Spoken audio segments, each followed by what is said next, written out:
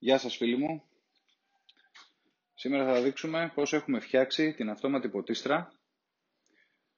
Είχαμε δείξει σε προηγούμενο βίντεο τον αυτοματισμό για το άνοιξε-κλείσε της πόρτας του ποτετσιού. Το νερό υπερχειλίζει λοιπόν από τον κουβά και έχουμε την αυτόματη τροφοδοσία νερού μέσα σε αυτό το μικρό κουβαδάκι που είναι 5 λίτρων. Και έχουμε την τροφοδοσία της καθημερινής ποσότητας νερού που χρειάζονται τα κοτόπουλα. Στο κάτω λοιπόν μέρος έχουμε βάλει μία μουφίτσα, ένα μαστό, εσωτερικά μπαίνει το νερό. Έχουμε ζεστάνει το ειδικό λάστιχο αυτό το μπλε, το αντιμικητιακό, το οποίο κατεβαίνει και έρχεται πάντα μέσα στην αποθήκη μας και προσαρμόζεται με τέρμα και με ένωση στις πιπίλες που έχουμε εξωτερικά, όπως θα δούμε.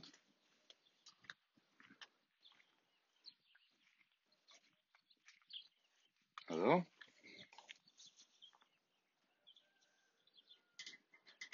Πολύ βολικό, καθαρό, χωρίς να έχουμε λιμνάζοντα νερά. Τα κοτόπουλα όποτε χρειάζονται έρχονται εδώ και πίνουν νεράκι, πολύ εύκολα. Το μαθαίνουν πολύ εύκολα.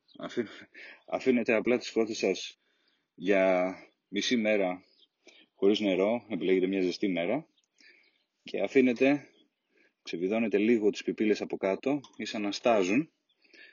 Οι κότες σας με το που περάσουν από εδώ και αντιληφθούν το νερό, κατευθείαν θα πάνε πρώτα να πιούνε το νερό που έχει στάξει κάτω και επειδή η δίψα θα τις κάνει να δουν από πού έρχεται το νερό και θα πάνε και θα πιπιλάνε.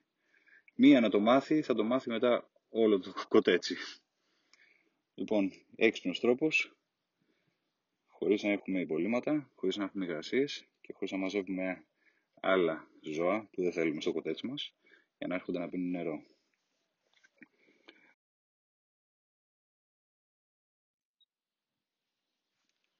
Λοιπόν, για να δούμε εδώ οι πιπίλες στο κάτω μέρος έχουν ένα βιδωτό πλαστικό. Το ανοίγουμε λίγο, ξεβιδώνουμε έτσι ώστε να αρχίζει να στάζει το νερό. Το κανονίζουμε να στάζει ίσα στα γονούλα και στη μία και στην άλλη.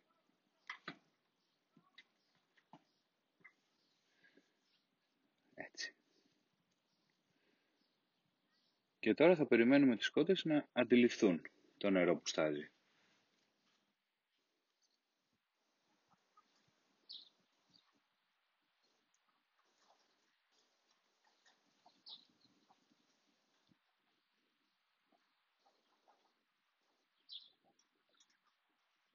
Αυτό είναι.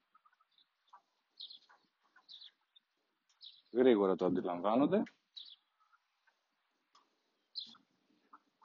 και θα αρχίσουν να τσιμπάνε τις πιπίλες και να πίνουν το νερό τους. Όμορφα και ωραία.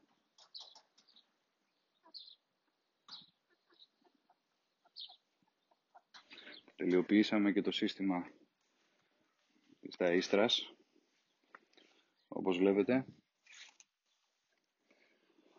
Εδώ έρχονται τα κοτόπουλά μας πλέον και τρώνε. Έχουμε κάνει μια ταΐστρα, πολύ απλή και σαν κατασκευή και σαν υλικό, πολύ φθηνή και σίγουρη, γιατί το φαγητό, τα σιτηρά, το καλαμπόκι, το φύραμα, ο τραχανάς που λέμε το κρυθάρι, δεν θα βραχούν ποτέ, ούτε από βροχή, ούτε από πότισμα. Τι έχουμε κάνει λοιπόν? Έχουμε πάρει ένα σωληνάφι 75 PVC 1 μέτρου. Έχουμε το μισό μέτρο έξω. Έχουμε προσαρμόσει ένα τάφ με κλίση προς τα πάνω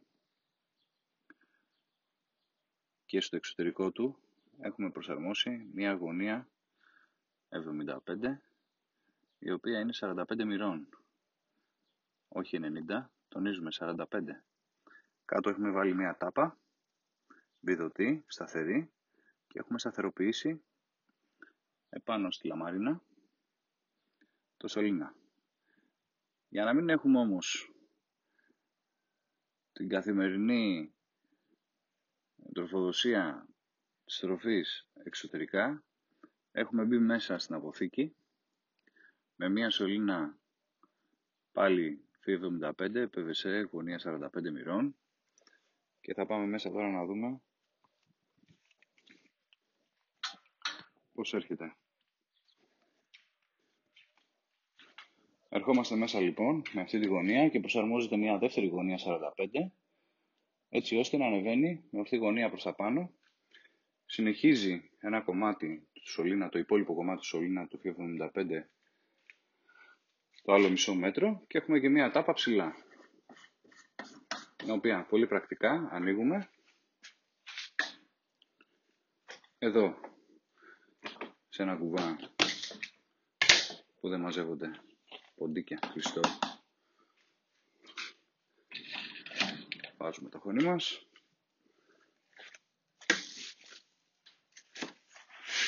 Για να δείξουμε. Πολύ απλά. Ερχόμαστε. Τροφοδοτούμε. Όπως ακούτε η τροφή κατεβαίνει. Και θα βγει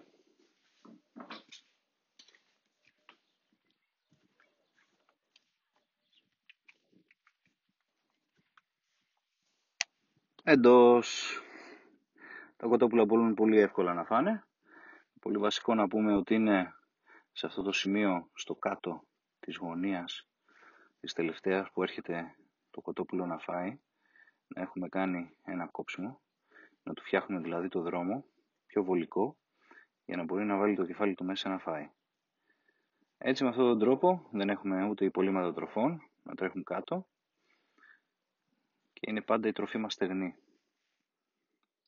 Εδώ λοιπόν μπορούμε εύκολα να προσαρμόσουμε ένα μικρό σιλό για να βάζουμε όσο τροφή θέλουμε.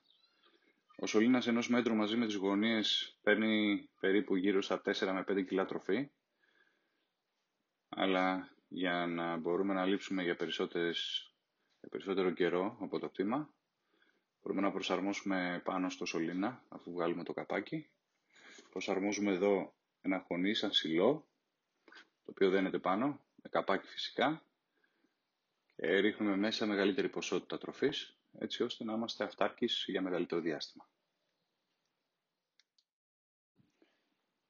Λοιπόν, παιδιά, υπάρχει ένα ερωτηματικό. Τι γίνεται με τα κοτόπουλα που δεν μπαίνουν μέσα στο κοτέτσι το βράδυ, από μόνα τους?